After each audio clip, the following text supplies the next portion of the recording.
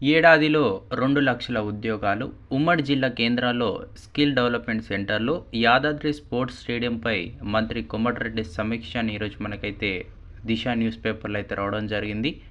ఈ ఏడాదిలో నిరుద్యోగులకు 2,00,000 ఉద్యోగ నియామకాలు చేపడతామని రోడ్ల భవనాల సినిమాటోగ్రఫీ శాఖ మంత్రి కోమటిరెడ్డి వెంకటరెడ్డి అయితే స్పష్టం చేశారు.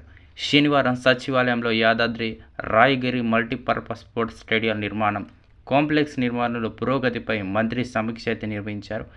ఈ సందర్భంగా ఆయన మాట్లాడుతూ ఉమ్మడి 9 జిల్లా కేంద్రాల్లో స్కిల్ డెవలప్మెంట్ సెంటర్లను ఏర్పాటు చేసే యువతను ఎంటర్ప్రెన్యూర్స్గా తీర్చిదిద్దామని తెలిపారు.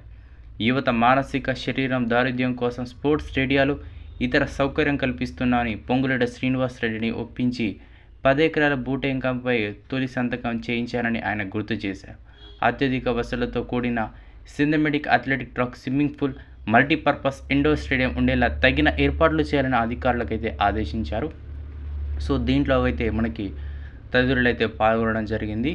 సో మొత్తానికైతే కాంగ్రెస్ ప్రభుత్వం ఏర్పడిన మొదటి ఏడాదిలోనే అంటే మొదటి సంవత్సరం 12 నెలల వ్యవధిలోనే ఈ యొక్క 2,00,000 ఉద్యోగాలు భర్తీ చేస్తానని అంటున్నాడు. మరి ఇప్పటికే మరో పక్క డిఎస్సి నోటిఫికేషన్ పూర్తిగా రెడీ అయినట్టు సమాచారం. అది త్వరలో ప్రకటించే అవకాశం ఉంది. జనవరి ఎండింగ్ లోపు మనకి ఏదో ఒక నోటిఫికేషన్ వచ్చే ఛాన్స్ ఉన్నట్టు కనిపిస్తుంది.